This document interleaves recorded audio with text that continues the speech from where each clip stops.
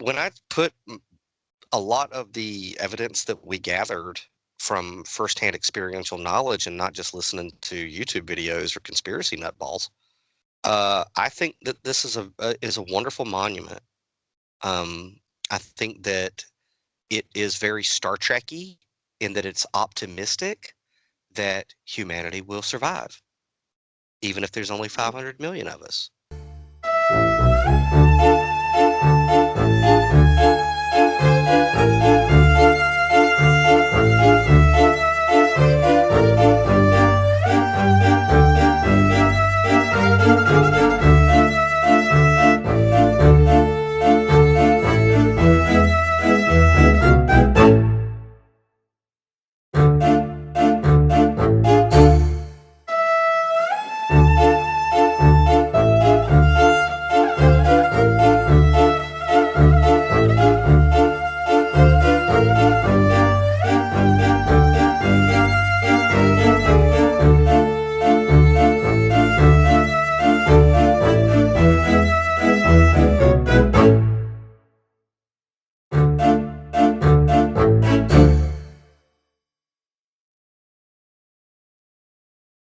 Welcome back to the Super Show Ever. I don't know what episode number it is this time. Our guest Sabrina's going to tell us. Sabrina, what episode is it?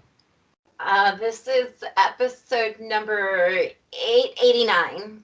Perfect, 889. Sabrina, as I just mentioned, Sabrina's with us. Apparently she's a Zen in the Car alumni, whatever that means. And Daniel Lewis Crumpton is with us. Daniel, start talking. Of course I'm with us. This is my show. I'm the host this time. Well, you weren't with us a couple seconds ago. Well, my ass decided it wasn't time to talk, and so it hung up on the two of you, and so there you go. And now it is time to talk. How are you? How am I? Yes. How am I? How does one ascertain? Do you need a multiple? Right? Do you need multiple choice, Daniel? At this juncture, I'm going to have to ask for multiple choice, Dylan. Okay. A, you're really, really good. B, you're really high. It's A. Oh, I was going to do... It's A, B. Okay. Got it. It's A, B. I'm fantastic. I'm actually recording out in my backyard doing yard work with bare feet. Like spoiled rotten. Life is good. Well, that's fun. I'm getting a fire pit ready for later, doing my Zen thing, got some incense burning, looking at the sun. Yeah. Doing some Superist show with you. Completely non-obligatory, too. Don't even have to be here. If I didn't want to be here, wouldn't have to be here. Don't want to hang out with you peasants?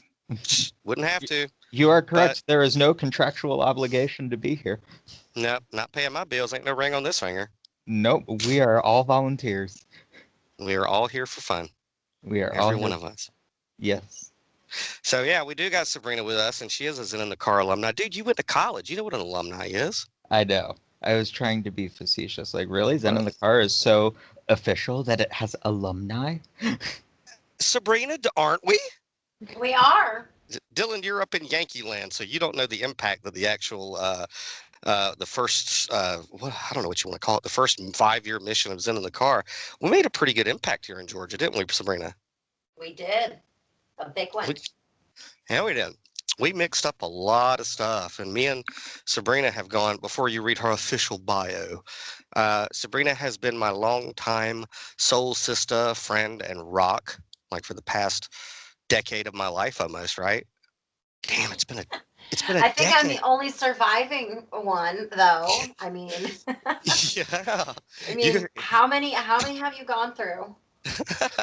There's been a lot of people with Zen in the Car or in my life, in my personal life.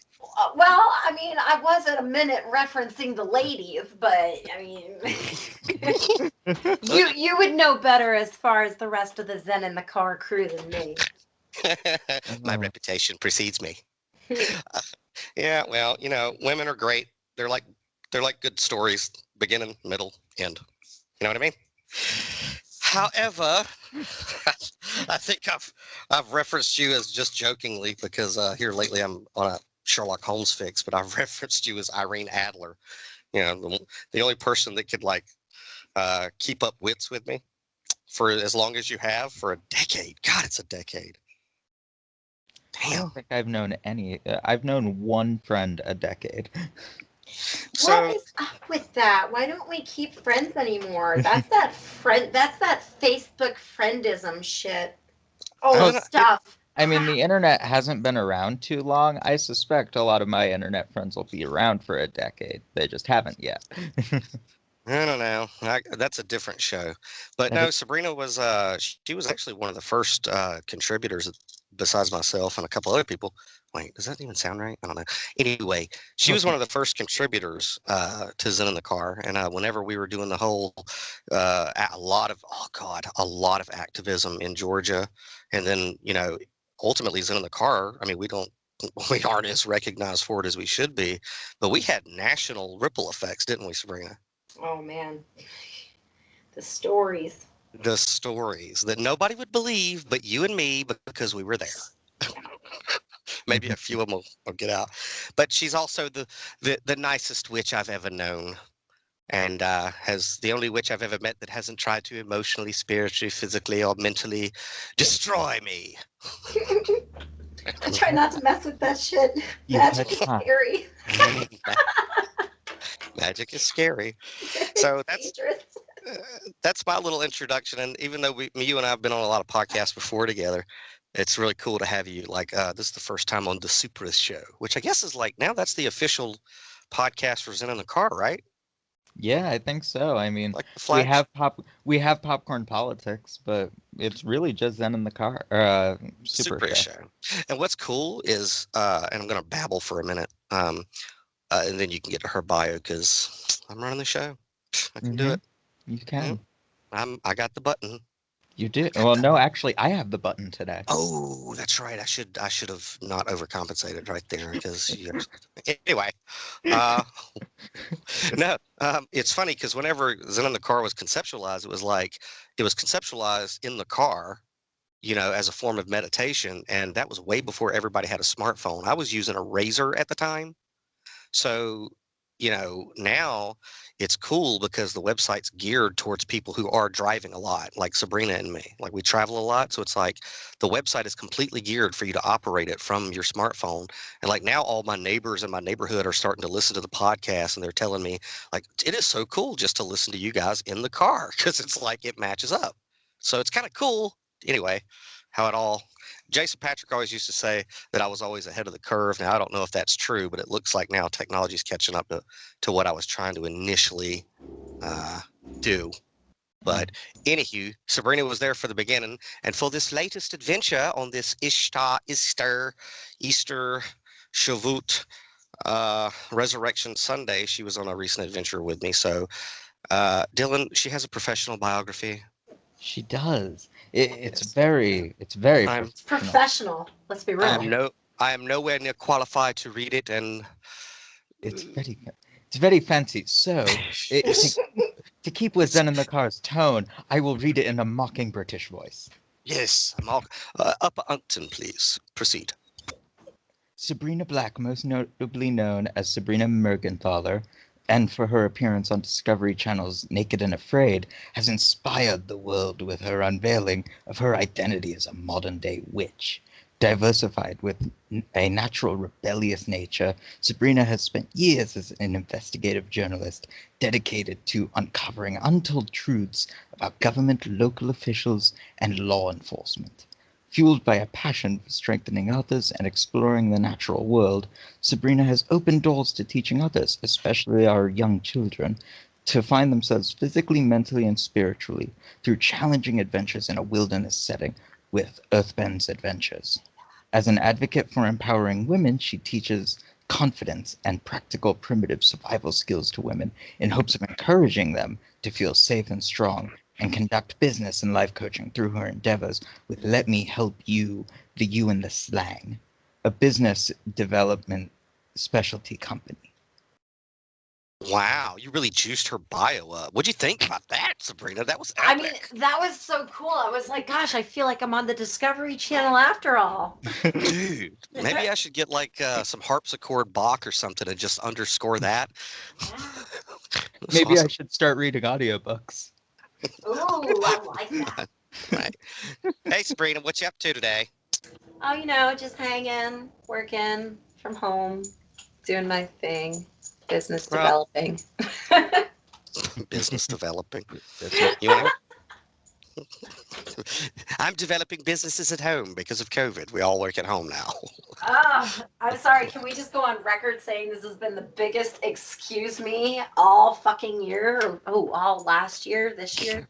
No doubt.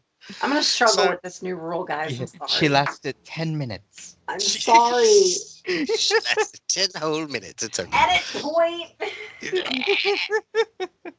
So, anyway, Dylan, to catch you up to speed, we tried this in Serena, but it wasn't working because GPS took me through some country roads. But um, It's taking a lot of restraint not to immediately bust down to country roads take me home. I just want you to know that. I know, man. That's been playing a lot lately. I know the epic version. It's epic. But Epic. no, so I knew I wanted to take a trip this month, and I didn't really know where. At first, I was like, I think I'm going to go to Florida to Coral Castle. I don't know. Boring. Well, I mean, yeah, maybe, but I got to thinking, and I was just like, well, I need to go somewhere. I just need to go on a trip, you know. And I was like, well, last time I went to Coral Castle, I never went. I just drove by it. And then, as me and my mom, like in 1994, as we were leaving Homestead, Florida, Hurricane Andrew was in our rearview mirror and caused damage. So I'm like, is that my fault? Maybe I should go back down there and patch that up. You know? Never come to my area, I guess. I guess. I don't know. But it's a good thing I checked their website because they're closed because of COVID. So I was like, well, crap.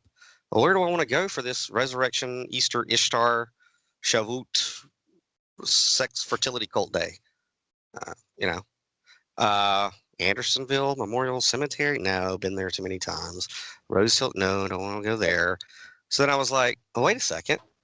I've been reading a lot of Sherlock Holmes lately, and I want a good mystery, a case, Dylan. And so I was like, well, What what's not case too far away? What case have you brought to us today?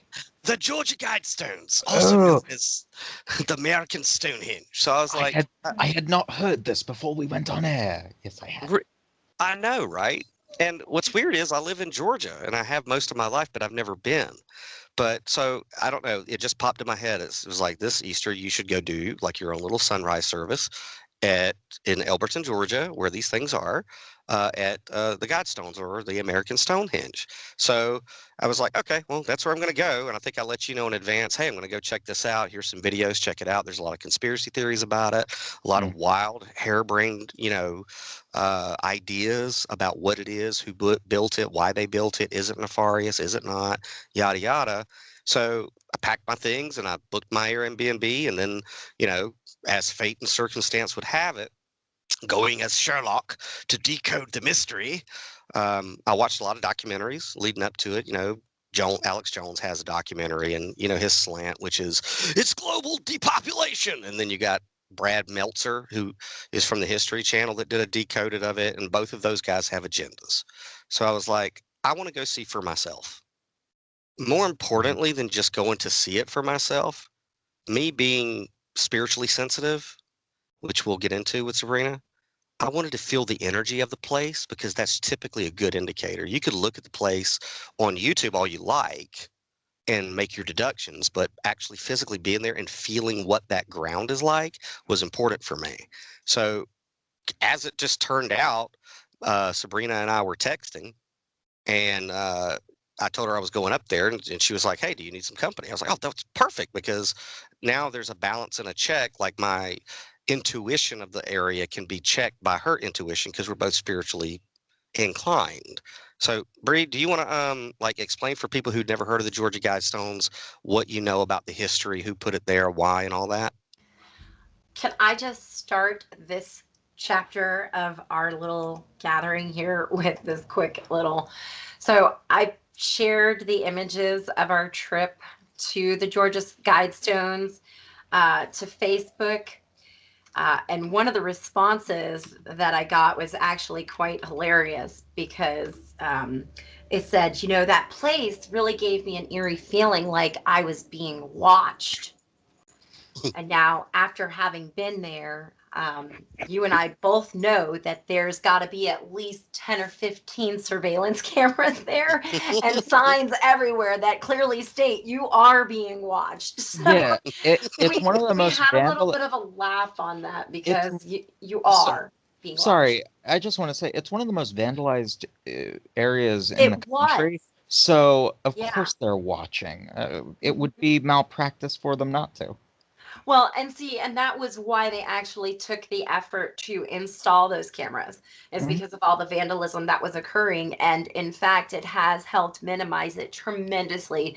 I know that every time I have been there, it has been in pristine condition. So, Oh yeah. um, agree or disagree about, safety and security and freedoms and all that jazz, but I'll take those cameras on some history any day of the week to ensure that it stays safe, versus having Mhm. to deal with people potentially damaging it. Because let's be real, ignorance is what leads to that. You don't go and destroy history because you know what you're looking at. You do it because you're ignorant. Okay. Mhm. Um, Confederate statues. let's stay to guidestones, right?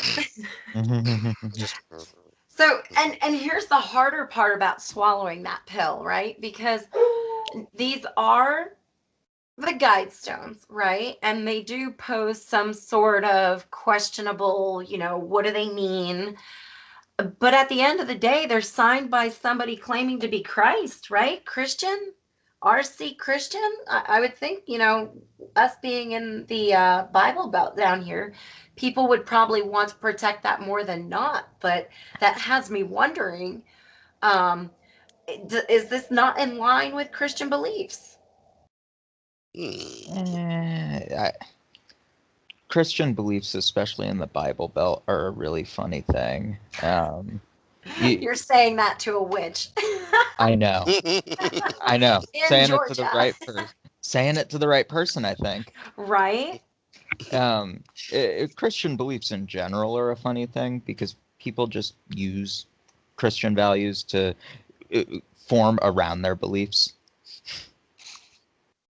Hmm. Well, I mean, as far as somebody, I think I'm being watched. You think there's signs everywhere, right? And as Right. far as that goes, I I mean, think I'm being watched as I stare at 10 security cameras, yeah, catching my every angle. yeah, Right. yeah. Hmm. Here's your signs. Not a great mystery, right, Sherlock? And, right, Mr. Case closed, Watson.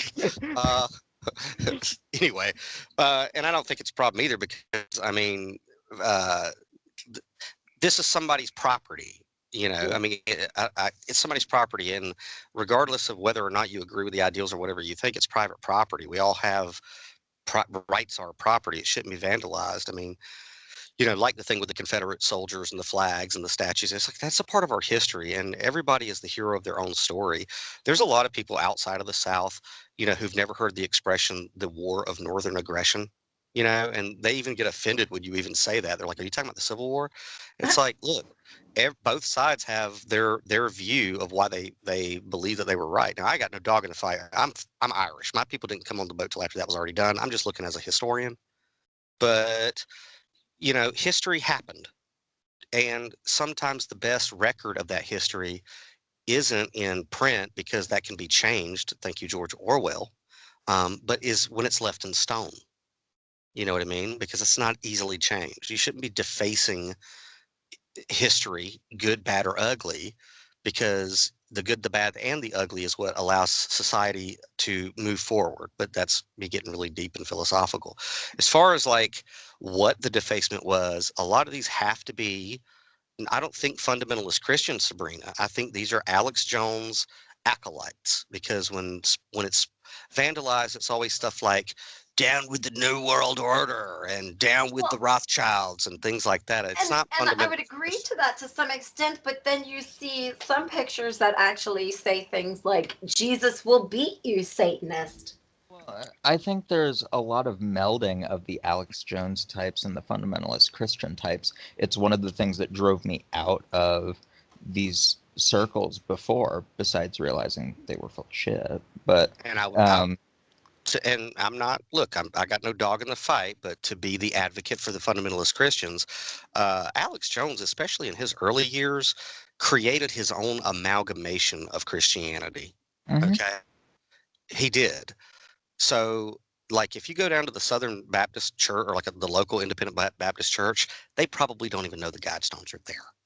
They're certainly not going to go deface it. These are the people who are quote unquote woke that are just now hearing about, stuff that me and Sabrina have been talking about for the past decade. Like, they're just now getting to it. And they're so consumed with paranoia, fear, and a lack of true knowledge and a lack of true understanding that they have to attack what they're afraid of. And she knows all about that. She's a witch in Georgia. People attack what they don't understand. Mhm. Yeah. That was like a ham-handed segue to you, Sabrina. Oh. That's professional podcasting. I mean, because I'll be honest with you, I don't know, maybe it's just my personality. I don't get harassed very much. If people have something they don't like about me, they tend to either keep it to themselves or something. Because, yeah, for a witch in the South, I actually don't get attacked very much by anybody. To be honest, I'm one of those people that gets along pretty easily, but I'm also, borderline known as a conspiracy theorist. For a while, I followed the Alex Jones until he got a little too extreme. At the end of the day, one of the things that I advocate for, especially in what I do with earthbends, is protection of the environment and our historical places. So when I see things like that, it sucks. It washes off, it displays ignorance. At the same time, I'm grateful that it wasn't a pickaxe that they took there, because we're going to come to a time where people take it upon themselves to do things like that because of what they believe in. And Mhm. I feel like maybe in part with what's going on, symbols like this bring us back to that, that We, eventually we're going to be standing on a decision to make, either internally within ourselves or as a community, as a whole nation, whatever the case might be. Um, there might come a time where we have to choose what we're going to allow and what we're not going to allow. And, it starts with defacing, is that an evil? I personally feel like if your ignorance shines, you probably can't withstand the future. So we might be doing you a favor. it's kind of funny. Whenever you were just talking about a pickaxe, I was like, if visualizing somebody with a pickaxe going at the English side, where one of the actual points of the Guidestones is, to rule passion, truth, and faith, I think, with tempered reason. It's like the imagery of somebody hitting that point with a pickaxe is kind of ironic, Like, Thank you. I Well, got a chuckle out of that. yeah, Right. isn't that exactly what's going on there, though? People not Right. ruling themselves with tempered freaking. Yeah, no, Tempered reason. Yeah. tempered reason. So Bree, do you know much about the history of how this was built and all that? Do you know about the mythos of it? And if so, it would be so much more eloquent if you told it to the audience than I. I'll be honest with you. I probably just read it right off of some of the Google pages you find, but in summary, it was what, back in the late 70s. Um, the pseudonym was R.C. Christian, who allegedly designed and had this built by the Georgia Granite Company. Isn't that who it is? I'll I think look. I'll go I look think up the it's page the right quick. I think it's the I think it's the Elberton Granite Association. There you go. So before I get any more history wrong, yeah, because I don't dive that deep into it. But here we go. They call it a mysterious monument, but I don't really know how mysterious it is. I mean, obviously they have a name. Somebody funded it. Somebody knows something. Dylan, do you or No, I don't. I'm a terrible podcast host. I didn't do much research beyond reading the points of the Jeez. Guidestone. Dylan, Yes. terrible podcaster, Dylan. Yes. Terrible. I have That's okay. claimed to be a good one. Don't worry. You've- I'm not going to focus on any kind of voices because I'll totally mess it up, right? I can't get a voice right to save my life. But I'll Well, read you what I It's all found, all right? the voices All right. are the voices are all I have. Otherwise, people will realize my points make no sense.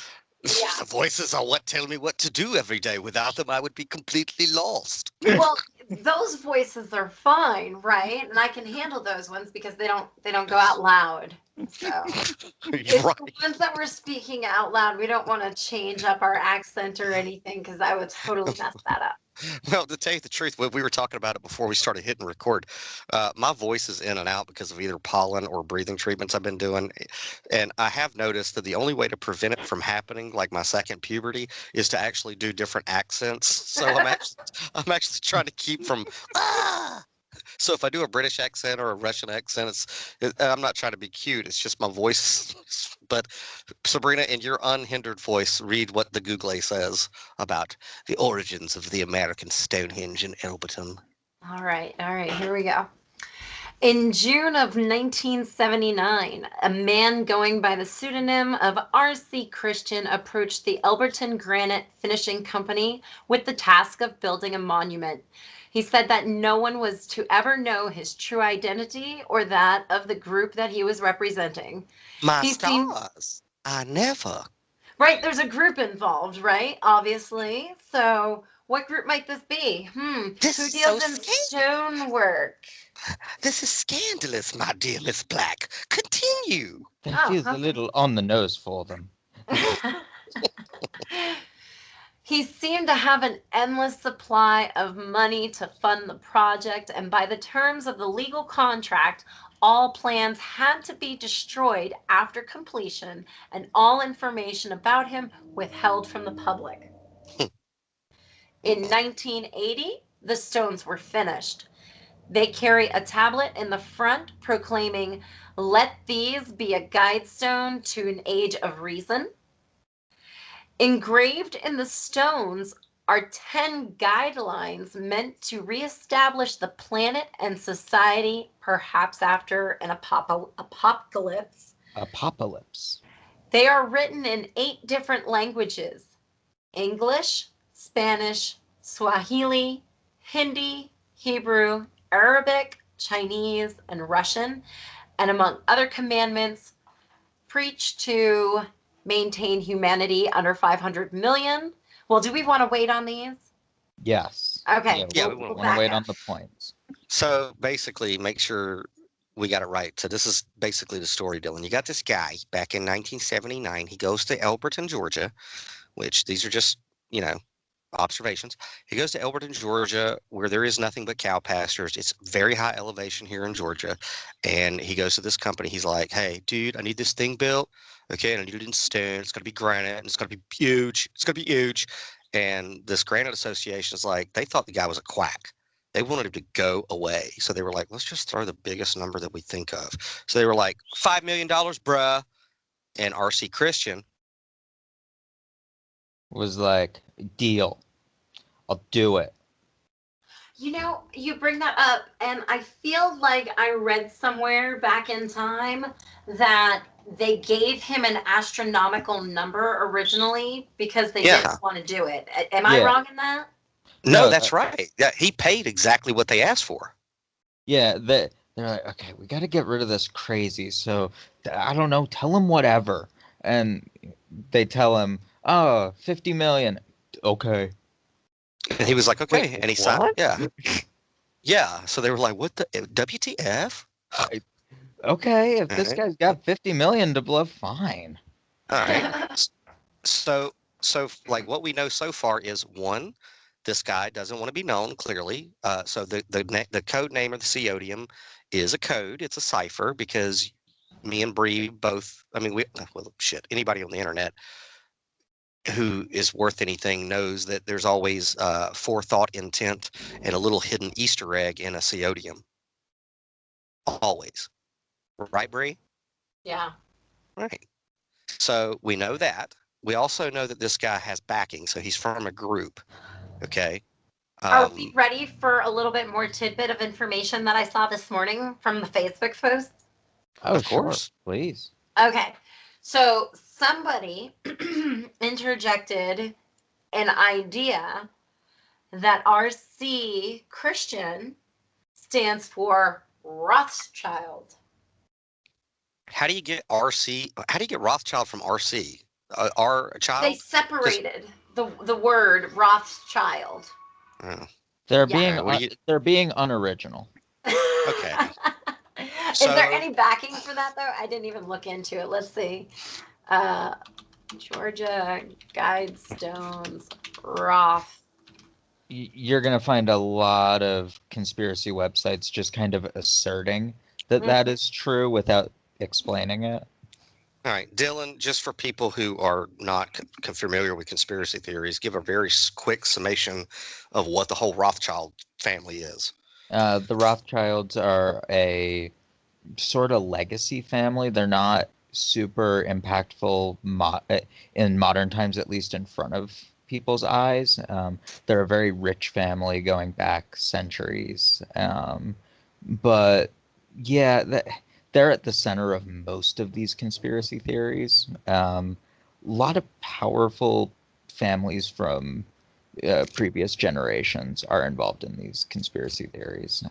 They allegedly control the world and a whole bunch of other stuff that, spoiler alert, I think is nonsense.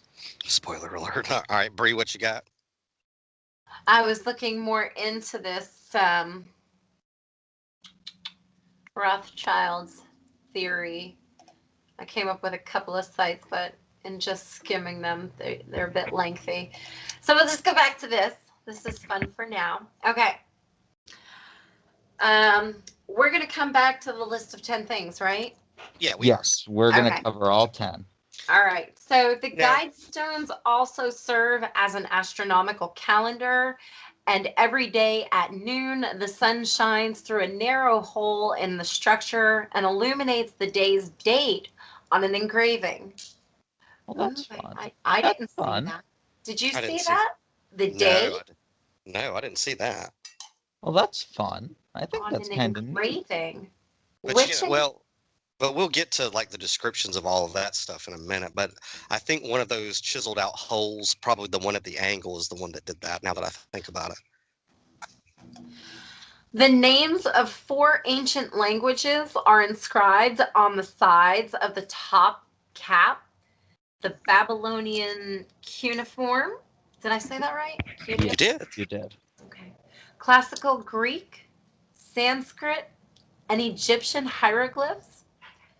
Additionally, an instructional tablet at the site speaks of a time capsule buried beneath the surface. Though Which the we will get dates to. on which the time capsule was buried and when it is said to be reopened are missing. Whether this is intentional or the capsule was never buried is unknown.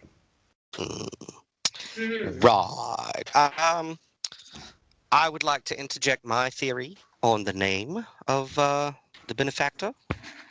Please. I mean, I am more of a. I don't like titles, but I'm more of a Gnostic Christian that practices Zen. Okay. Because I believe that the person of Christ in the New Testament was a mystic, just like Buddha or anybody else. He just came from a particular culture. So being a Gnostic, Gnostics are more, we tend to lean towards allegorization of the scriptures, be it the 66 books of the Bible or any scriptures.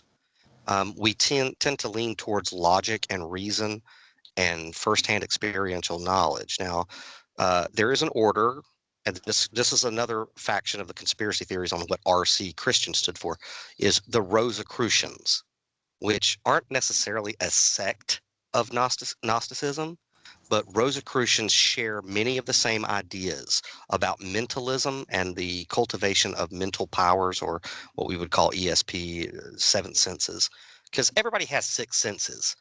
Everybody, oh, I got a sixth sense. Dude, everybody has six senses. Your consciousness is your sixth sense. So anything beyond that is a seventh sense. I don't know who I'm arguing with right now. I'm just arguing. Okay. But yeah, Have fun winning your argument. I think I did win. Did I win? You guys? I think you did. I don't know. The other side had a really good rebuttal. I thought they sucked. What'd you think, Bree? They didn't say anything. I know it was a really powerful statement, especially in its brevity. Especially in its brevity, yes. But no, I think that I think the RC does, not to join any bandwagon, but I mean, just because a lot of people think it doesn't mean it's necessarily wrong. I think he was a Rosicrucian, and I think that the organization that backed him and helped supply the money, I think that they were Rosicrucians, which.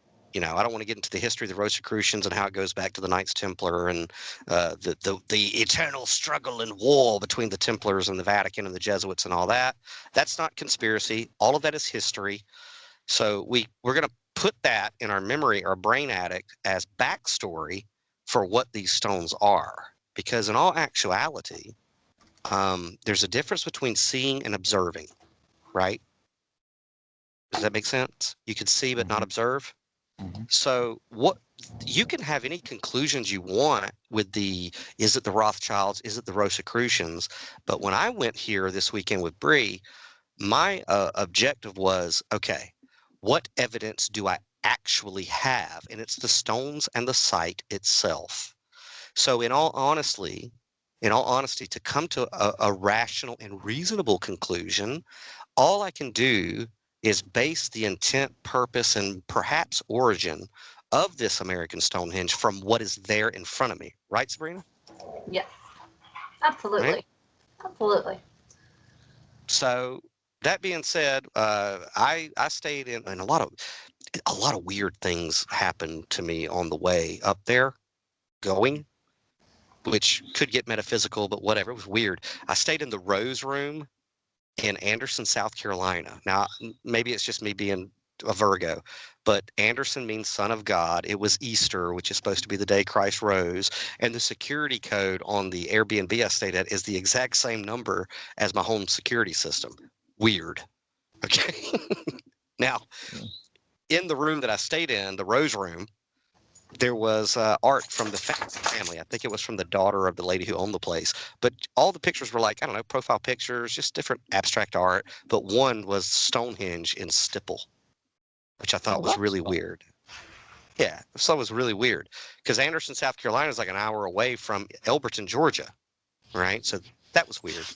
So I wanted to be there at sun up because I wanted to see the sunrise at the Henge. And so Bree met me there.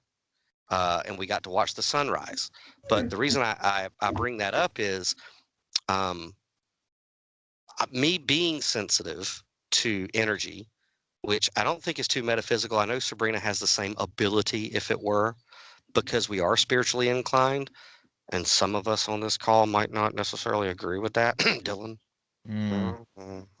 But you can go to certain places in nature and you can feel an energy. And Dylan, you've done it too. Have you ever been in like, I don't know, you've gone into a store or gone into a library or anything where the energy, like you didn't know what it was, you couldn't put your finger on it, but the energy or the vibe just didn't feel right? Oh yeah, no, I've never discounted that you can have vibes and energy and stuff. I object to some of the more like the more, what's the word I'm looking for? I don't know what word I'm looking for. I object to like, I don't know, literal magic, but otherwise, no, I have no objections to you can feel energy. I mean, you can tell, you have feelings, you have gut feelings about places. That's reality. Okay. Now, that being said, I would also say that women or feminine spirited individuals are probably more sensitive to it than even me, because I'm awesome like that. I'm just saying, just joking. So, Sabrina, me and you are both on the site, on that land, in that environment. What energy did you kind of get from that place, from that area? Gosh, I'll be honest with you. I did not get the feeling that everybody claims to feel when they go out there. I just felt like, stones. Stones. Yeah, it did not scare me. It did not give me any feeling of anything. I saw it. I said, okay, good stuff. I'm more compelled by curiosity than anything with these stones, and that's about it. That's what I feel. Okay. What are you curious about? Like what's the main thing that is not pulling at your yarn, What? your ball of yarn? I mean, at this point, it's the legit history. I mean, and that's all it ever really is in any situation that we're looking at. We only know that history belongs to the victor, right? That's all we know. It could be rewritten in any way anybody wants. Hmm. In this situation, we're looking at somebody or somebodies with a huge amount of money, and it begs to ask, just what can you buy with unlimited funds? Yeah, no doubt. So I don't know. I mean, but when I went, using my senses, I thought the site itself was very beautiful.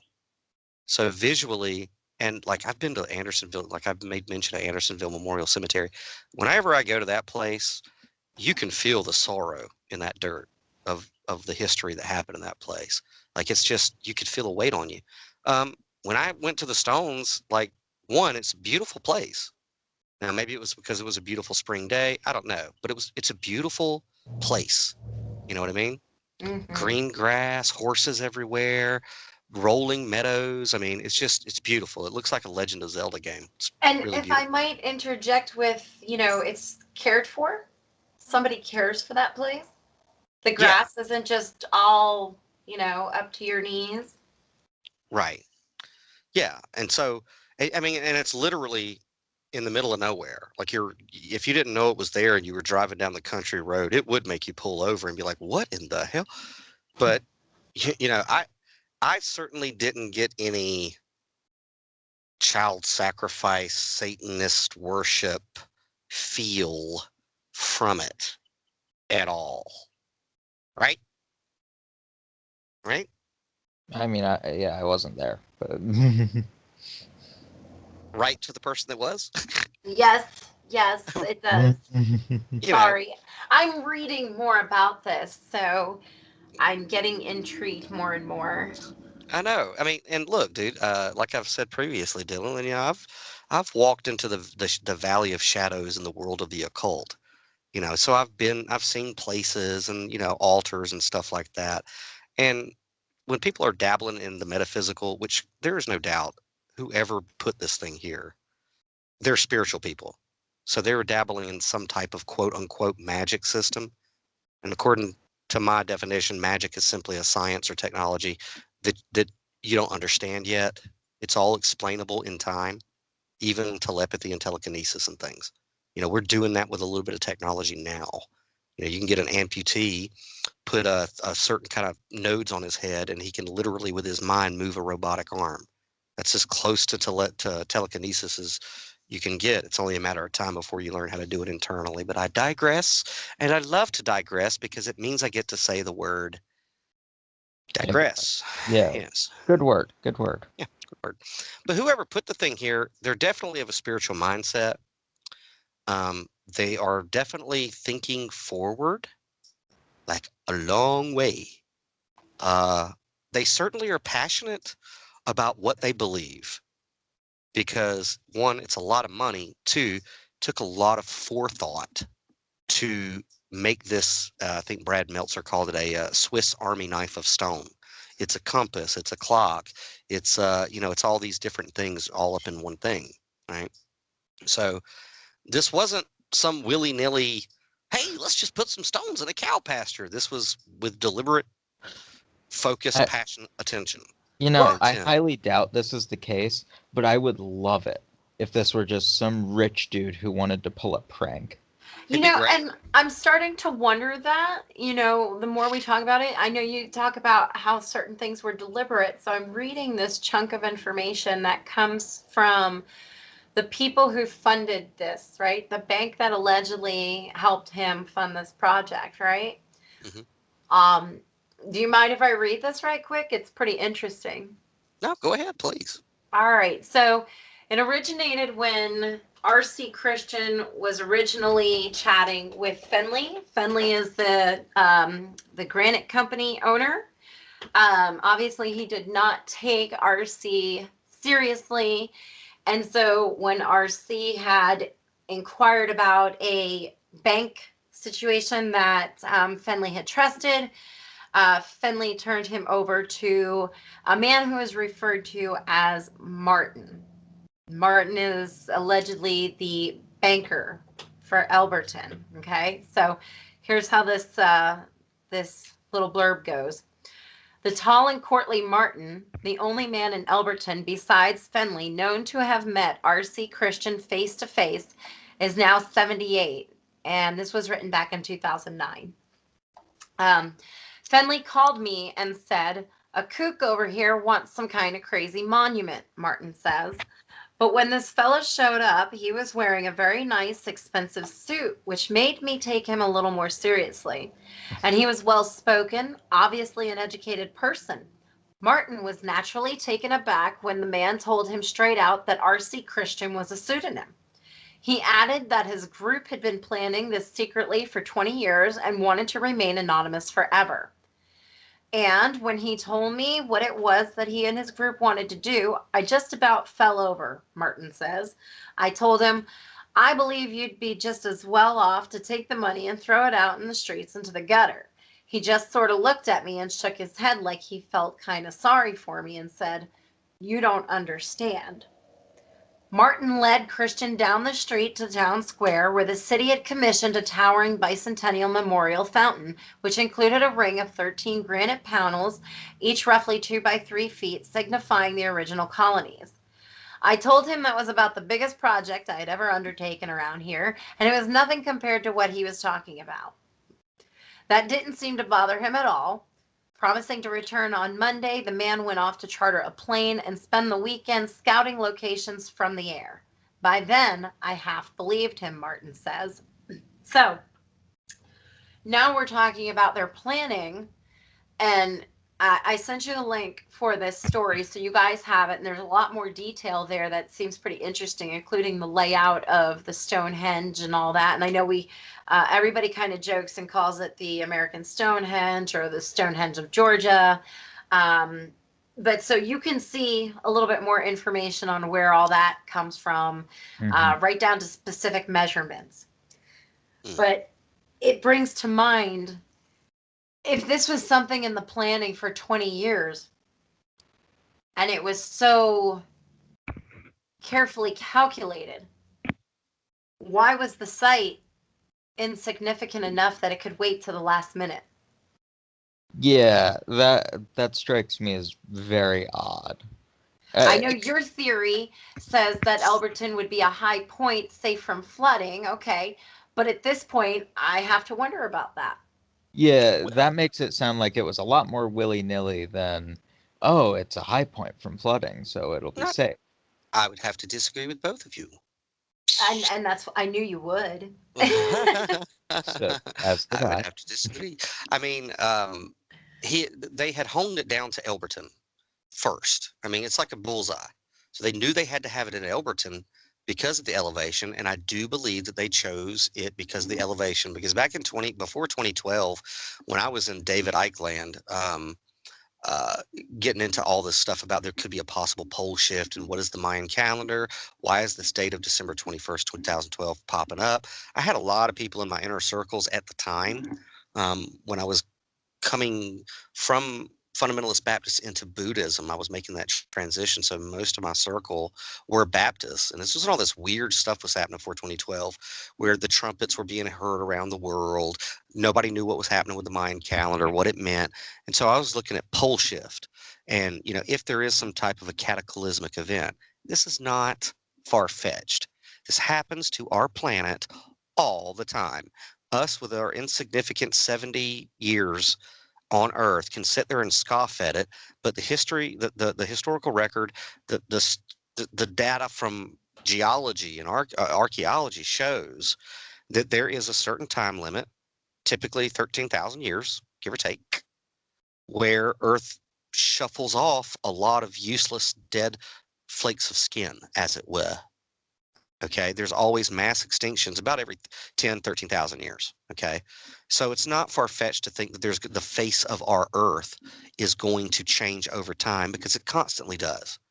So if you look at the most recent models of, say, a pole shift or a pole adjustment or anything, most of your southern states are going to be underwater, except for Georgia. Now, when you couple that with the fact that me being, knowing a lot about the esoteric and the occult, which just means hidden stuff, there's a lot of occult stuff in the Bible. The Bible is the most occult book.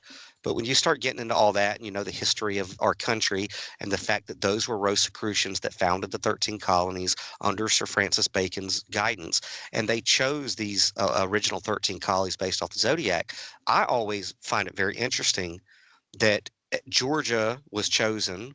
Its capital is Atlanta, which smacks of Atlantis, duh. And then now we're dealing with these models where if there is a worldwide cataclysm, Georgia's going to be fine.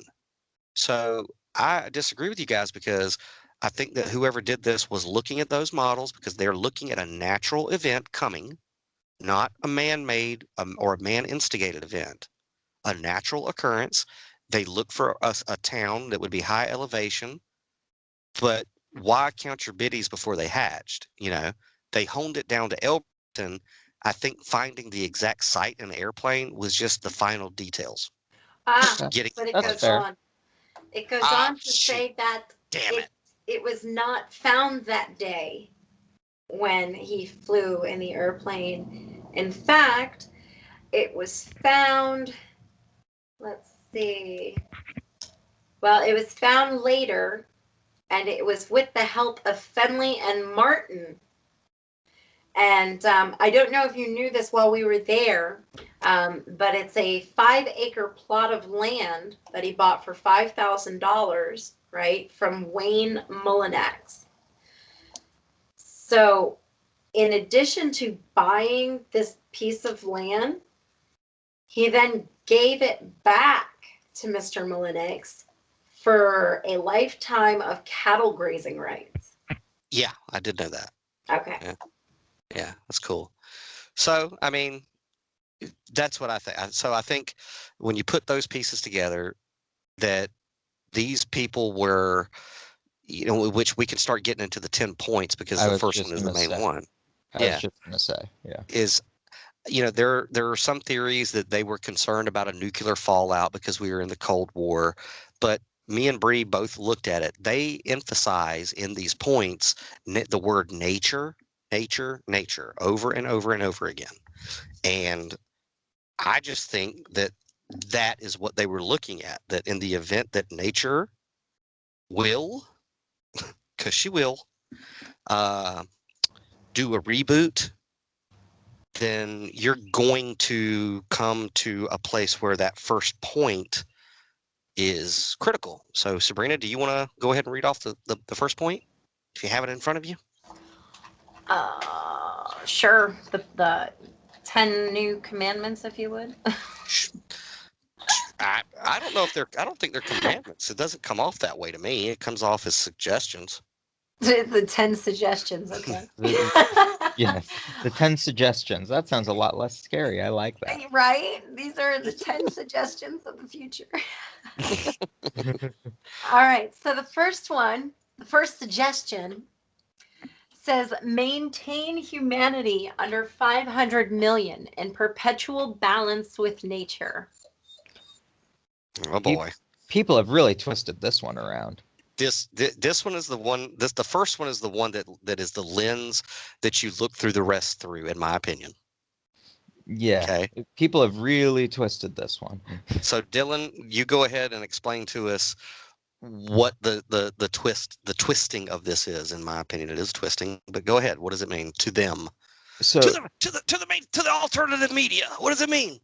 To the Alex Jonesites, it means reduce the population to 500 million and keep it there. But that adds way too much context to a frankly very blatant and literal statement of maintain, not reduce, not reach, maintain. It is assuming that we're already there. Bree? We got there somehow. We did get there somehow. But if they were being overt with their suggestion and they were saying, oh, 500 million is the ideal population, why wouldn't they just go a step further and say reduce? I mean, they put in how much did they put in? 50 million? Be literal, guys. Well, I mean, You got one shot. You literally engraved it in stone. Well, let's take this maybe back a notch, okay? Because we conspiracy theorize about who's backing it, and if that is the case, then wouldn't the goal of said backer be to keep division? See, this has always been sort of my sticking point is, okay, if let's say that it is a group backing it and that it's their plan. Really stupid of them to put it out into the public, engrave it in stone, and say, hey guys, here's our plan. I don't know. It's always just, it struck me as weird. Why are they telling people? Well, I mean, it's just like anything. I mean, if you've been a conspiracy theorist or even a truth seeker, you know that being a person spreading truth comes with disbelief. Nobody gets behind the person spreading the truth because they believe a word they're saying, okay? That's why being on this side of the coin, I mean, it's a much smaller population. Sure, I was somebody on that side of the coin once, and still to a degree there, but I don't know. It's always been a weird, like, it's always been a point that I've never been able to answer. Why? I don't know. Do you have any idea why would they put it out to the public? Yeah, absolutely, because it creates another sort of division. I mean, there's people vandalizing it. Why? Because they see what it is, or they think they see what it is. I mean, that's what it comes down to. You've got the people who think this is raised by Satan involved. You've got the people who think this is the New World Order involved. You've got the people who are all about protecting the history involved. Everybody has their own little hand in this now, which is doing nothing but creating division. And from Right. that division comes anger because people who don't understand, just like, let's say you're approached by somebody who believes in tearing down all these historical structures because it's so offensive on this flat earth, you know.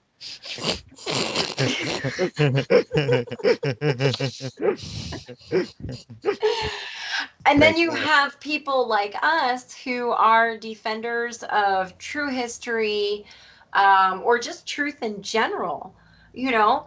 Well, now there's hatred because we're idiots, obviously, right? We obviously have no freaking brains about us because all we want is education, truth, enlightenment, and some fucking history. Sorry. And other people want to tear that down. So it's a headbutt in any way, shape, or form. It's one more divisive piece among people to keep them separate, whether we So, believe in it or not. yeah, so that part, okay, I hear that, but it seems like a bit of a risky play to, like, okay, in the pitch meeting that they had where they pitched this plan, did nobody say, yeah, but why are we're dividing them by giving them more information on us than they already had? Seems risky to divulge their plan on the chance that it divides people instead of unites them behind the idea of stopping that, no? Not if you're the Rothschilds and all about creating this division to create New World Order. Sure, but they have to assume that it will create division instead of just, oh, we told them our plan and most people agreed that's messed up and we don't like that. I mean, it really seems like a risky play. And if you're planning this for 20 years, you'd think they'd come up with a better plan. Well, uh, hmm. Now, I mean, if you go with the idea of RC Christian or a sect that is coming from a Christ school of philosophy, they wouldn't have a problem causing division because, you know, Christ himself said, "You think I came to bring peace? No, I did not. I Mm. came to bring a sword of division," basically, is what he said. So, I mean, you know, and I'm not going to sit here and say that there are not eugenicists in this world who passionately and fervently believe in population control and eugenics. Oh, That is they not a absolutely conspiracy theory. no, they absolutely exist. They're out there. Absolutely exist. Now, if we take that to who is the poster child for modern day eugenics, my mind obviously goes to Margaret Sanger, the founder of Planned Parenthood. Now, Margaret Sanger was pen pals with Adolf Hitler. These were eugenicists through and through. These people advocated sterilization, specifically in black communities, and she had absolutely no problem whatsoever vocalizing her agenda in an uncryptic, unveiled way, and said that in publications and in interviews that their agenda was to exterminate the black weed. So that's a eugenicist. That's somebody who really is about population control. If that was the organization or philosophy behind these stones, then that first word, maintain, would have been reduce. Am Yeah, I? It I would have been agree. reduced. They would not have had a problem putting it there. They don't care. I mean, if they, and she was doing that back in the 30s, Margaret Sanger. So in the 80s, they would have had a problem putting reduce there. So that first point is the spectacle that you will look through. And these people who deface this monument, you know what? The word is maintain, maintenance. That means something that is already there, not something that needs to be done. So you people who've defaced this or are afraid of this, you are listening to Alex Jones and people like Alex Jones. You are not using your critical thinking. You are not using deductive reasoning. You have not been there. You're just repeating what you've heard. You are a follower, and that's sad. And maybe because of people like you, eugenicists might have a point. Not that I agree, just wanted to throw that in there. Well, no idea, no idea. Well, most ideas um, have to have a kernel of truth or reason to them in order for more than two people to believe in them. Most ideas have to have Yeah. a point or two. But it's like you said, the word maintain. Now I think of the word maintenance, which means it's like I have to maintenance my lawn. That presupposes that my lawn was here long before I got here.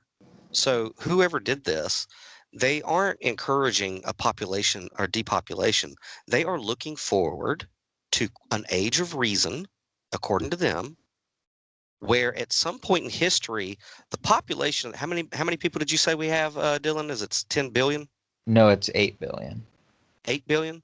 So Mhm. 8 billion minus 500 million. Somebody calculate that. I'm not doing it. 7.5 billion. Okay, so damn, you're good.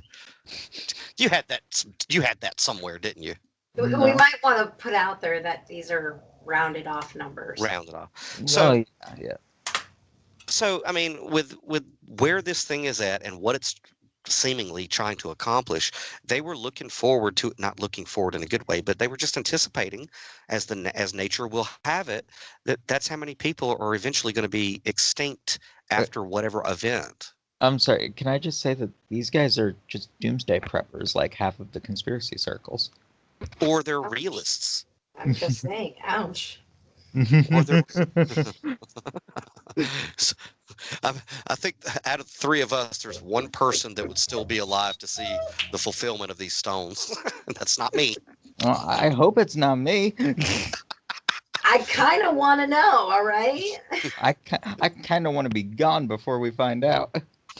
Yeah, I mean, no let's look doubt. at it like this, though. I mean, according to this stone, if you're the guy fighting this stone, you're in a good place.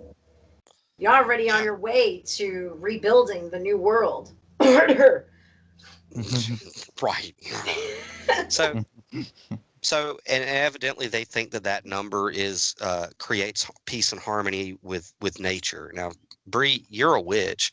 And nature is very important to your philosophy and way of life. What else can you pull from that first one as far as like, do you think that's a good number for nature? Well, I mean, where does that come from? I mean, did somebody discuss this with nature? I think they pulled the number out of a hat. They were sitting around, they had the Harry Potter hat, and they were just drawing numbers. Oh. So it was the Harry Potter hat, not the what was that other guy's hat? The Mormon hat. What was he digging into?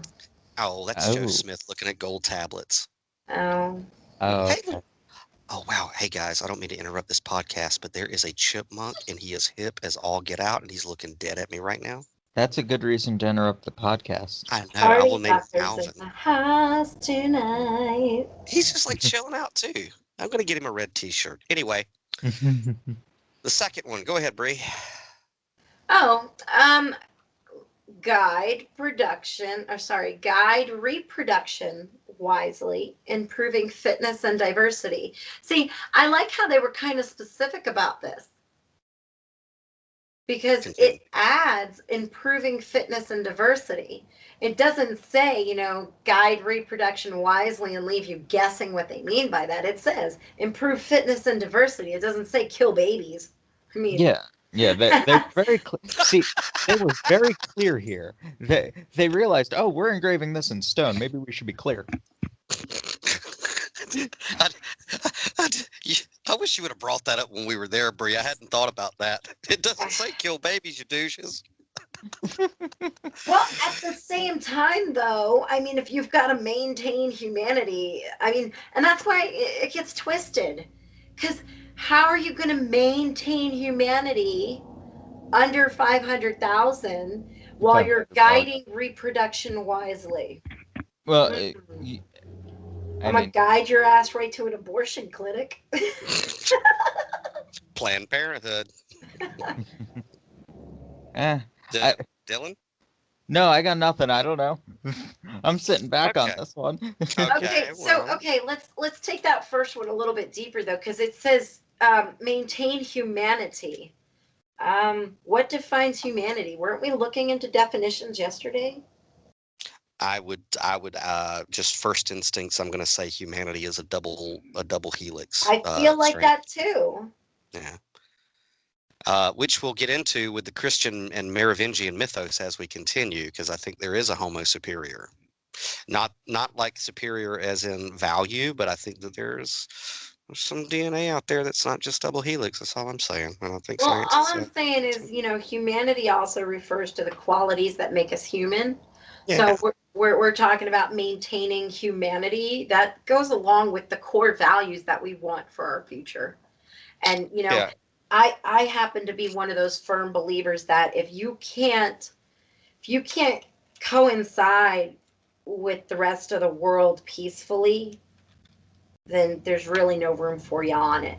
Now, the unfortunate part of that is having to embrace the fact that somebody has to be evil enough to do evil things for the benefit of the rest, for the good of the rest, Gotta have a Thanos. I would disagree with that point, but I don't want to go there right now. Oh, okay. We'll go there later. We'll go there in another episode. Right. Next. No, I got stuff to say about the second one, dude. Nope, you don't. Hold your potatoes.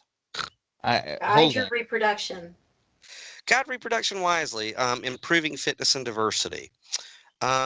So if we're still looking through the lens of this was a New World Order plot, I also this second point also smacks that right in the nose, because humanity. Or wait, where? No, we're on reproduction. But I think you're in the same boat as what I'm thinking. I don't know. We'll see. This couldn't have been put up by these crazy eugenicists, because another part of their depopulation plan is singularity with AI.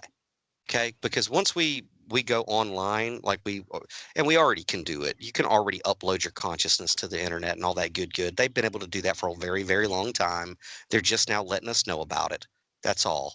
But once you have singularity with machine and man merges its consciousness with AI, that's no longer humanity. And these people who are eugenicists, the Rothschilds and all these other 13 Illuminati bloodline families or whatever, allegedly, that they're not humanists, man. They want to transcend humanity. So whoever put this here is like, no, humanity is actually a pretty good stage in at your evolution, or it's humanity is good, which I agree with. So I think that humanity word also indicates that these people are not malevolent towards us. You know what I mean? Yeah, this might be a weird thing for me, but even just, I don't know, I tend to not view things through a lens of malevolence unless given significant reason to.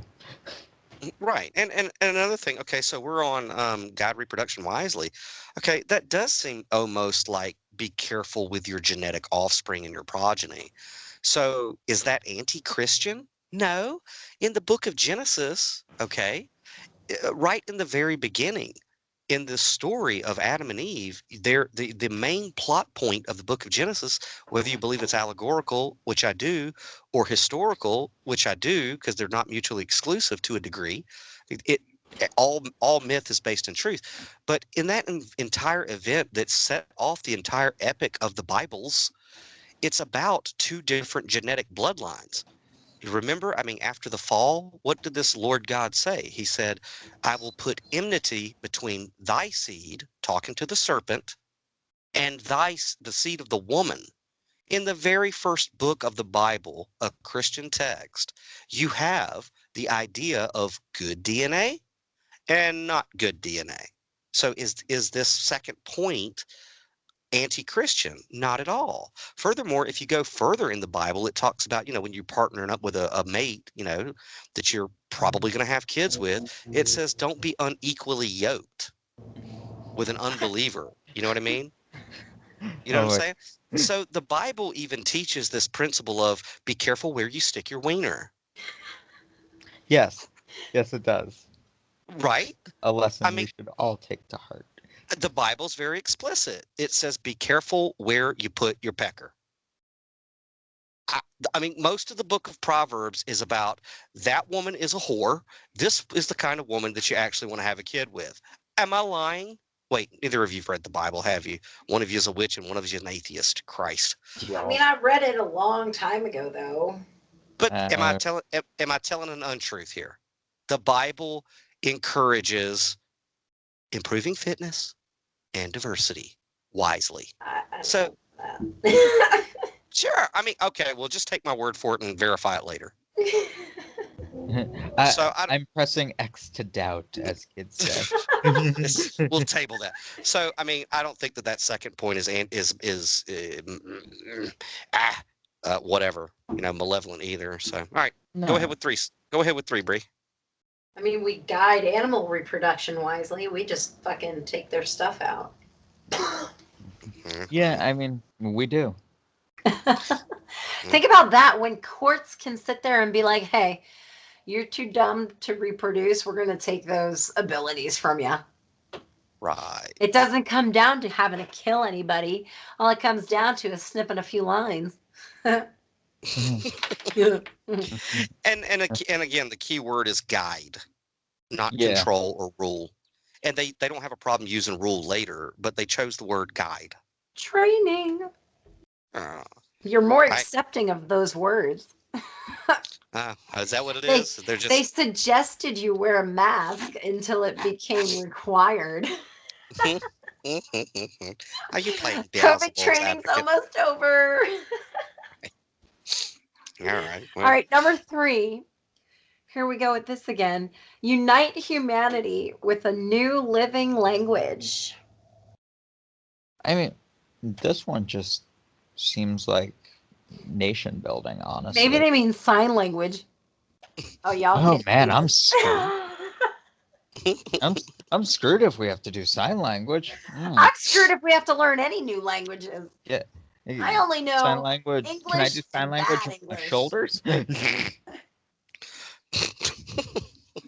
No, I really think this one's just a nation building policy. I mean, most nations try at some point to have a uniform language for their population to improve social cohesion.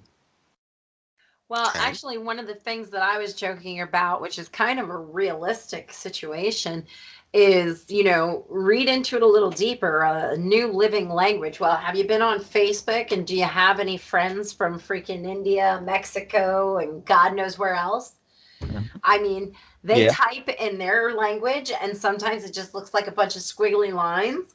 But Facebook and Google, thank them, and the Google guides, right? You push a button, boom, you know what the hell they're saying. It turns it into a language that you understand, like living language. Mm-hmm. Do you think that AI interface constitutes living language, though? How are you going to teach the world a new language? If you're reducing it down to 500 million, I Well, mean, And depending a on living language. A I told you, living. yeah, I Living told you means what. it's changing, it's evolving. Well, I told you what my theory was on what that meant when we were there. Do Enlighten you the recall? rest of us. yeah, Okay. come on. I mean, my first thought when I looked at it was, if, and this is obviously I'm basing this deduction off of something I don't have any tangible evidence, which is that this indeed was put here by Rosicrucians who are mentalists and who believe in, cultivating the mind to extraordinary abilities. I think that this is talking about psychic abilities, communicating psychically, like the Betazoids from Star Trek, consciousness to consciousness. I think that's what it is smacking of. Needless to say, I don't necessarily agree, but I don't have a better answer. I just don't think that's it. I mean, we can also assume that there is no technology for Google to translate by the time whoever is intended to find these stones find them. So what do you got left? Look, this is my opinion, okay? Maybe On we're led there something. by aliens. Well, all scriptures are about extraterrestrials. It doesn't matter if you call them angels or demigods. We're talking about off-world entities in any way you see fit. Now, my theory on ancient scriptures is this: if you don't have a smartphone, if a grid went down, if there was a pole shift and you're starting back from zero with just sticks and stones, and there are entities or beings out there in space, and then the only technology that they can interface with to get a message is through the human biological computer. Now, I believe that some of these prophets and gurus and mystics who would go into altered states of consciousness in the past with, what they call the Kundalini energy, or getting their chakras balanced with their third eye, it's all an internal internet system. So back then, you could have got some guy up in a mountain, a prophet, a guru, a mystic, a witch, an oracle, who gets a transmission into their biological machine or antenna, the spinal column and the pineal gland, from an extraterrestrial.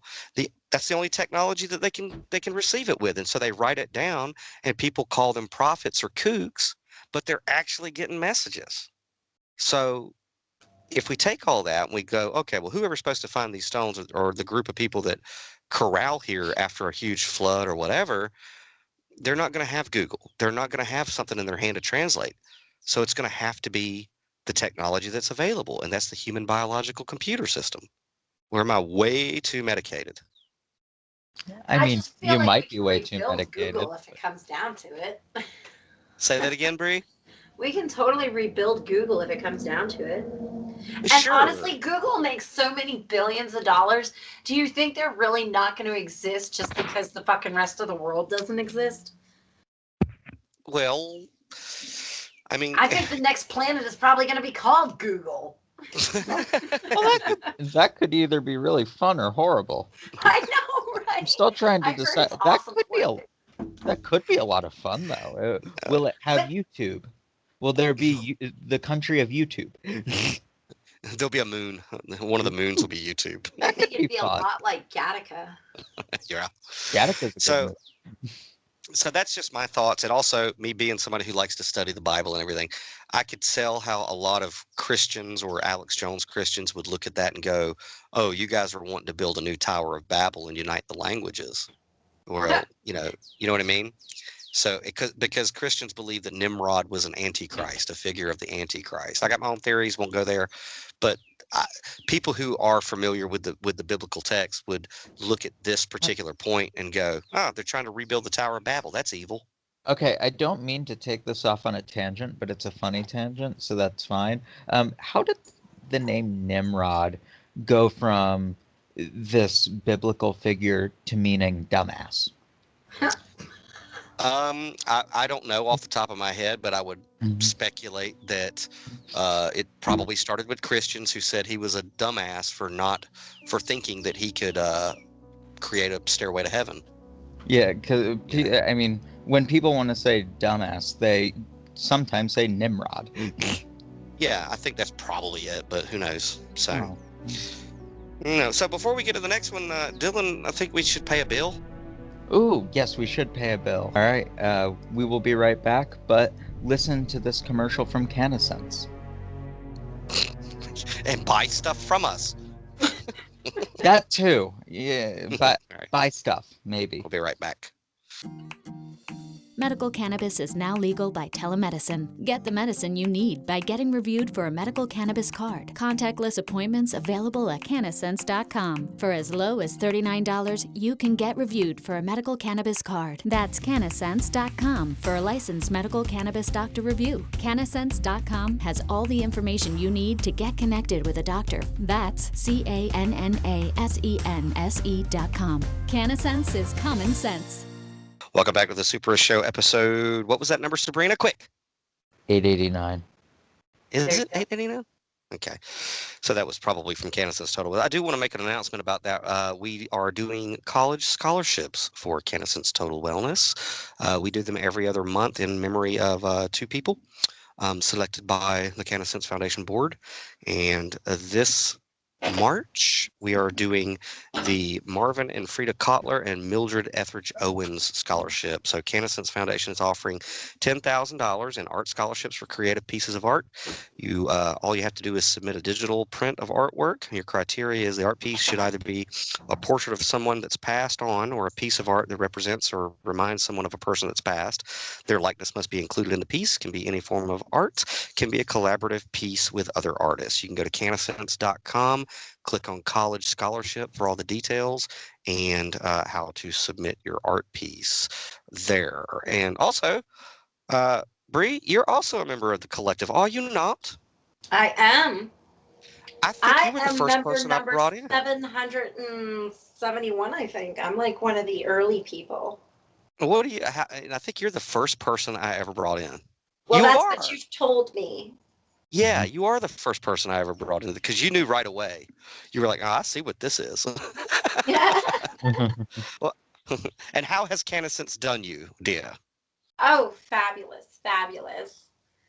We've had tremendous success with CanaSense, not just in the medicine, all the things that it's taking care of for us medicinally, but from the other half being a side business for us as well has been Side, yeah.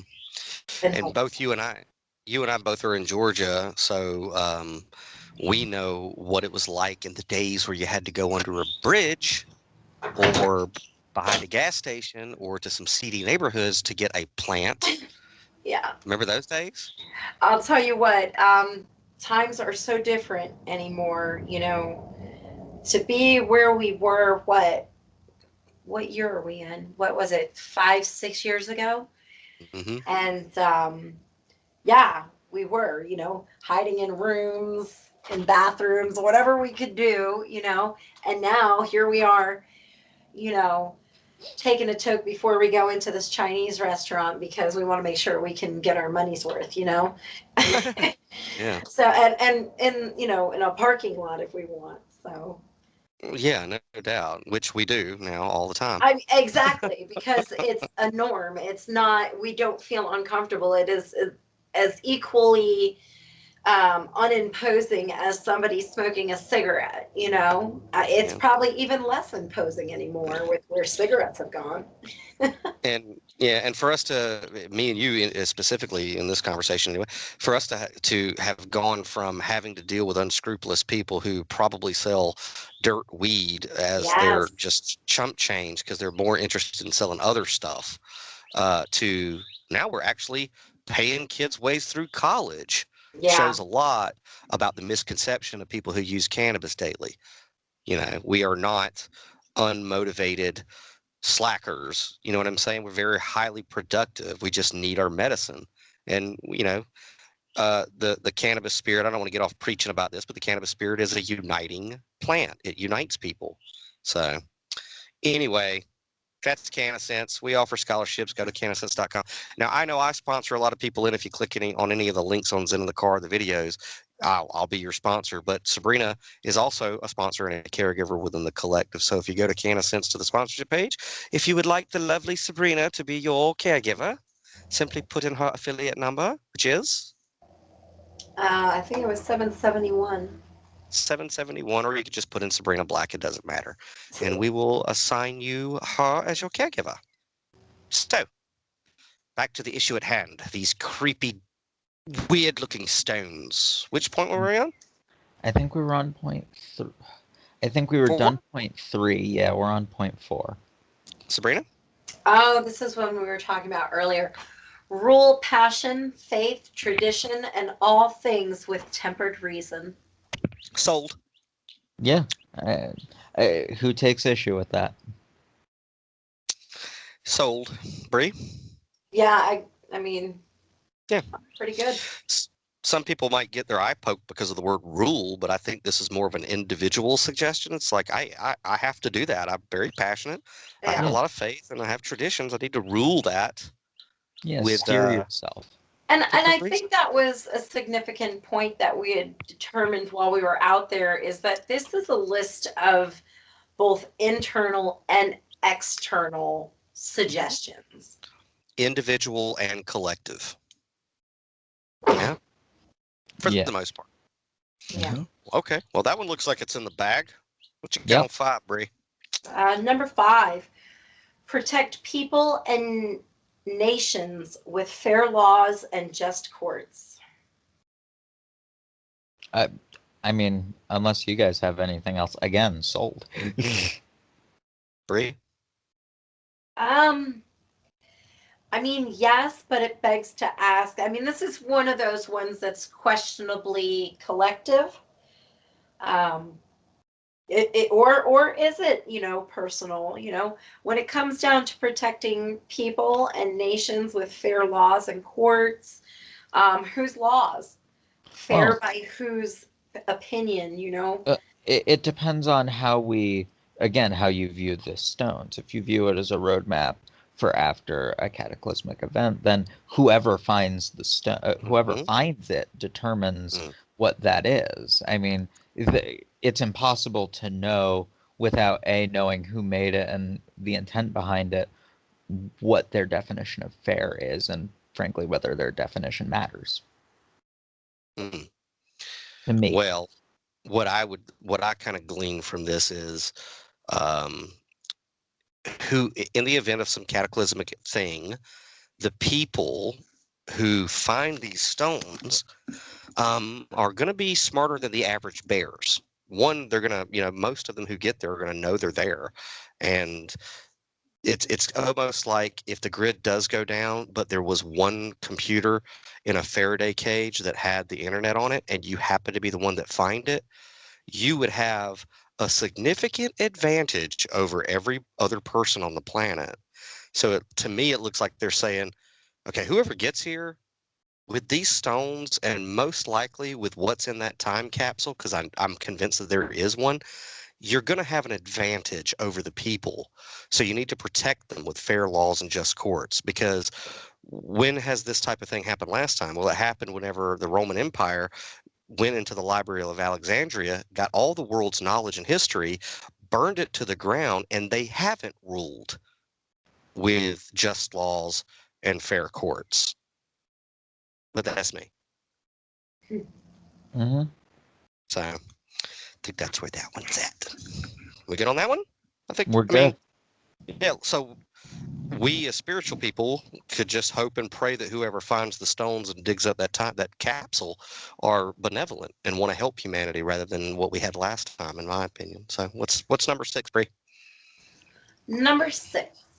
Let all nations rule internally, resolving external disputes in a world court.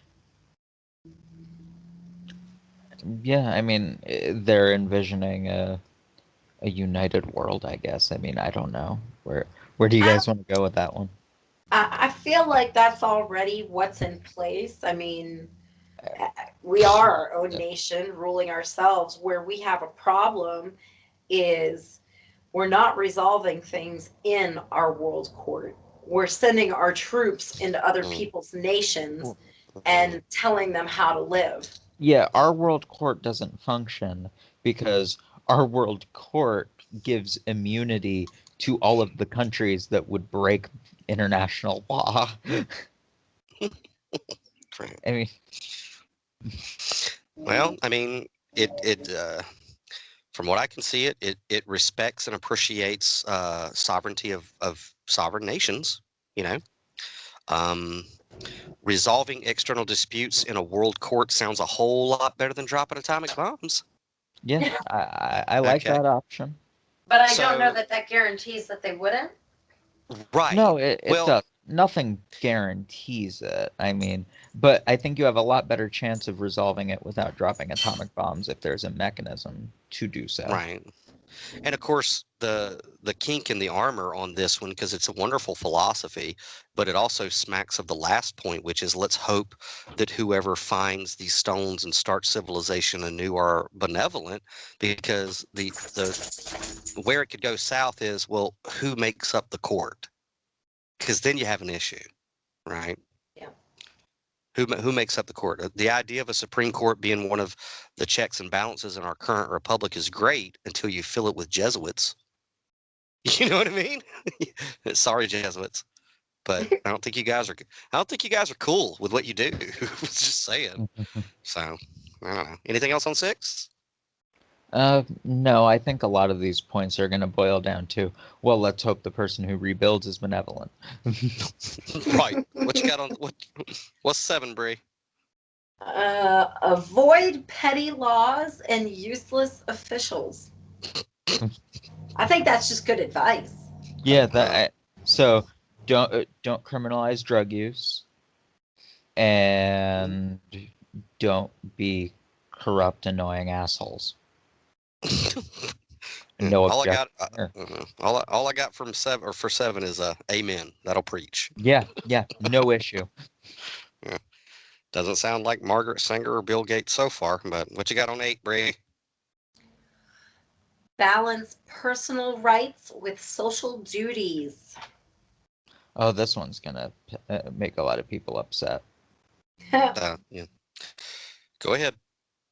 No, I mean, I agree. I think I'm definitely more. I am less libertarian than I think either of you probably are. So I have no disagreements with that. There needs to be a balance. You have to. You mean liberal? Yeah. No, I'm less libertarian than you guys. Less? Yeah. Oh, okay. I thought you said more. I was like, get out of here. No, less libertarian than you guys. If I said more, then I meant less. Okay. Yeah. Bree, what do you think about this one? Well, I know we discussed it a little bit while we were on site. I think you get my concern. We already have this awkward, and I hate saying that it's awkward, and I hate using the word hate because I really don't. It's awkward because it needs to be. This situation or this, I don't even know that that's politically correct or whatever, but people are changing their sexes left and right. Let's just put it out there. You've got people who are doing it for questionable reasons, and then people who are just legit really want to be the other sex, which fine. I'm not here to judge you, right? And that's about the balance of my personal rights and social duties, because at the end of the day, am I supposed to feel comfortable or put myself in check when a dude who's in the midst of becoming a woman decides he wants to use the little girl's room? You know? And I mean, it goes beyond that. That's just one of the easiest examples that's out there right now.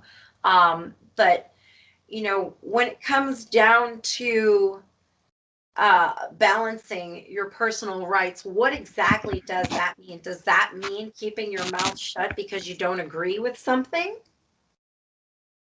I mean, because that's dangerous. That's dangerous. When we stop saying that, hey, there are some things here that's not cool or that's not kosher, whatever the case might be, you know, it jeopardizes our values and our well-being. Dylan? No, I mean, leaving the example you gave aside, because that's a much larger discussion, that yeah, there's a balance. I think there's a reasonable expectation. My general rule is I'm not going to be an asshole. So I remember, to use partially your example, I remember people were getting into a frenzy over, oh, I don't want to use that type of pronoun. And it's like, okay, but why not? Does it really hurt you? I mean, that's sort of my philosophy is if it doesn't hurt you, if it doesn't negatively affect you, what does it matter? And if it does negatively affect you, okay, let's talk about it. Let's see what we can do here. Let's find a balance. That's sort of my stance. Let's find a balance that makes everybody happier. All right. Well, that issue is, I'm not even going to touch it right now because I Yeah. could go off on that issue. So, but Yeah, let's not touch that. the good thing on point 8, I think, is that they acknowledge that we have personal rights. And if they do, that means that they're probably of the philosophy that my rights or personal rights ends where another's begins. Yes. So I know that the Alex Jonesites and the alternative media are looking at that word social and they're automatically putting the word ism after it. And I'd like to point out that they're misunderstanding the definition of the word while they're putting an ism next to it and then immediately thinking communism. Right. Now, I believe in personal rights. Everybody knows that. I believe in personal rights, but I also believe that I do have social duties. Now, and that's because that comes from my philosophy and my way of living and my spirituality. It is my duty to assist my fellow man. It is my duty to, if I have something and it can help somebody else, it's my duty to assist people. I could be negligent in those duties, but I feel compelled by my creator, Stan Lee, that you get so you can give. Okay. Yeah. So I feel that these things are duties for me. It's duties for me to help, give little old ladies a hand with their groceries or things like that. It is my social duty. But I don't believe that I can mandate what I feel is a social duty onto other people. You know what I'm saying? So I don't have a problem with this one either. I think that anybody who does is just they're listening to Jones and any other alternative media and they've already have a foregone conclusion of these stones, so they see the word socialism. Yeah, that's the thing. You can see any of these as bad if you read into them through a certain lens. And let's be honest, most people who are going to read these are coming in through that lens. Most, yeah. So, yeah. Number 9, Miss Black. Prize truth, beauty, love, seeking harmony with the infinite.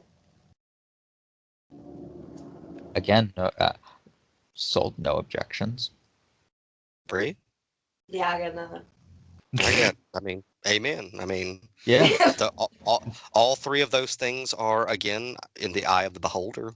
And harmony with the infinite, I think that's a really nice way of saying God. However, a God of your own understanding.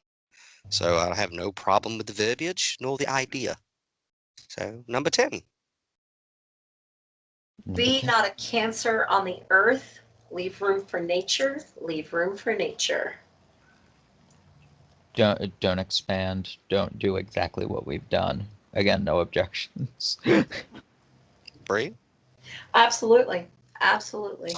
Yeah, I mean, and I think I said this when we were on the site. What is cancer? Where does cancer thrive? In an acidic environment. I mean, it's like, don't be a douchebag. Don't Yeah. be a toxic person. You know, if you're toxic and you're a douche, and I've been guilty of that before. I'm not, whatever. I'm making progress, not perfection. But No, don't be a nobody's douche. perfect. Nobody's Yeah, perfect. We're all working on it. yeah. It's like, don't be a douchebag to people. And you know, I have no issues with really leaving room for nature.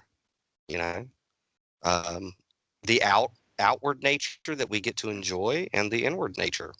So I don't have a problem with that. Be alkaline, be light. So now we're done with the 10 I, suggestions. I feel like we're gonna get a lot of flack for going through this and not being scared the whole time. About the suggestions? Yes, about the suggestions. I think people are gonna be a little confused. Most videos on the guidestones are gonna be very conspiratorial, very scared, very I you should be tried. afraid. Guys kept shooting it down. No, but yeah. I mean, so overall, I when I put a lot of the evidence that we gathered from firsthand experiential knowledge and not just listening to YouTube videos or conspiracy nutballs, I think that this is a wonderful monument. I think that it is very Star Trek-y in that it's optimistic that humanity will survive, even if there's only 500 million of us. I think that's Eh, a big number. Yeah. I think it's a big number. 500 million, to put that in perspective, if I'm not mistaken, is the entire population of America plus the entire population of Western Europe. Yeah, and they could all fit in Atlanta comfortably. So I will be visiting this place frequently, because I found it very well. For me, just recharging. I love the energy of the place was great. The message is great. Uh, it stands as a monument to somebody's forethought, passion, and optimism. You know what I mean? To me. Yeah, I mean, I agree with that view of it. Couple of other little details or addendums is Bree, do you think there's a time capsule? I mean, until somebody interjected the idea that there wasn't, I was ready to go out there with the freaking pickaxe. But not to attack the monument like some people. No, But not after the monument. I know. The capsule is allegedly under this slab here, which I feel like that is very easily recreated. So even if, I dig it up and there's nothing there, they can put that back together real easy. Yeah. I do think there's a time capsule there. You don't go through the trouble of spending that much money and say there's a time capsule unless my theory is correct and this is all one big prank. Well, that'd be like a worldly freaking prank. Oh, I think it would be hilarious. It has scared people for decades. It'd be a great prank, but I was not around with $5 million back then. But come on, if you were that rich, you would do something like this. I would, but I find it funny that they unveiled this the year I was born because I have a God complex and it's all about me. And anyway, I'm just saying. But I think that there is a time capsule, most certainly. There's a time capsule because, duh, you wouldn't do all this stuff and not put a capsule there. I think the only reason to entertain the idea that there's not is because there's not a date there.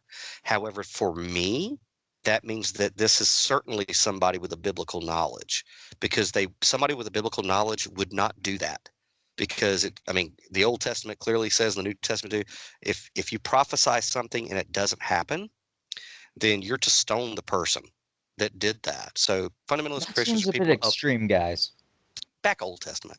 But people of the book, unless you're a cult leader like Harold Camping, people who actually read the Bible and take it as, the authority of faith and practice, they do not set dates. To them, that is anathema. You do not set a date. If you see somebody pulling a date out of the Bible, that person is not a believer in what's in that book. They are a cult leader. So to me, them not putting a date is them being just as honest as their Messiah, Christ, who said, of that day and that hour, no man knoweth, not even him, only the Father. So that's what also reaffirms my belief that this was somebody of a biblical perspective. They would not put a date there because they don't know, and nor would they try to make any conjecture. But when me and Bree were kind of looking at it, doing our Sherlock and Irene Adler thing, it's like 6 feet underground. And it was like what I thought or what I think is in that time capsule, at least this one thing. There's probably a bunch of other things, but I believe that it is detailed instructions like a brand new constitution for the 10 suggestions that are on the stone. I think it's more broken down and articulated documentation for this new civilization to reboot. And that's probably what is in that time capsule. There's old high school pictures in there. Twinkies. Got to be Twinkies. Oh, Twinkies. Maybe like a mixtape. Ooh, Hoffa. a mixtape. Yes. The Guardians of the Galaxy mixtape. No, that wasn't out Yeah. in the 80s. Crap. It doesn't. Guardians of the Galaxy 2, it has 90s. Does it? Oh, wow. I'll have to check that out. I think. So, Pretty I mean, that's what I think it is. I think these stones are great. So, Bree, you having been thou, what is your overall impression and assessment of the American Stonehenge?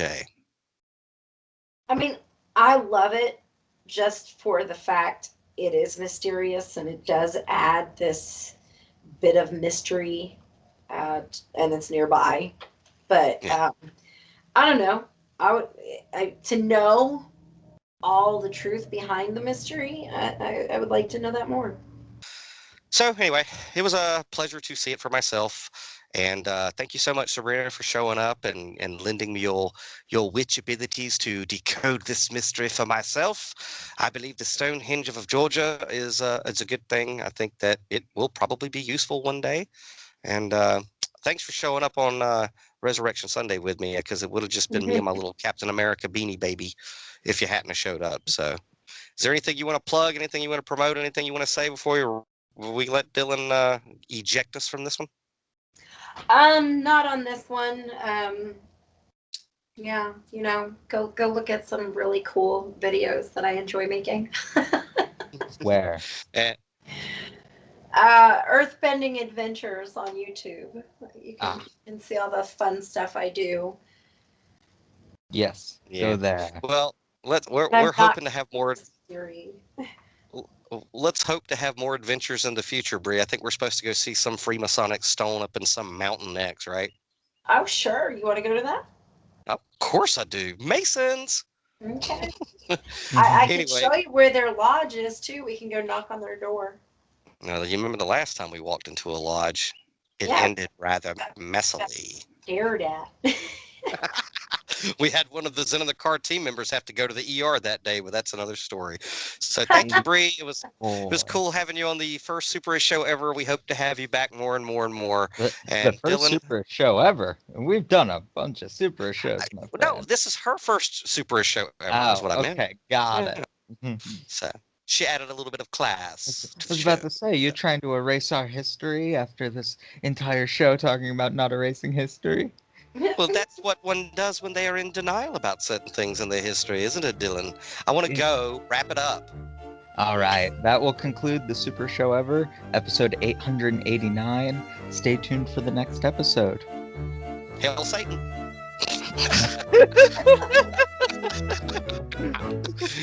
That was a joke. All right, guys. Later. Enjoy your night. Later, right. too. Bye. Bye.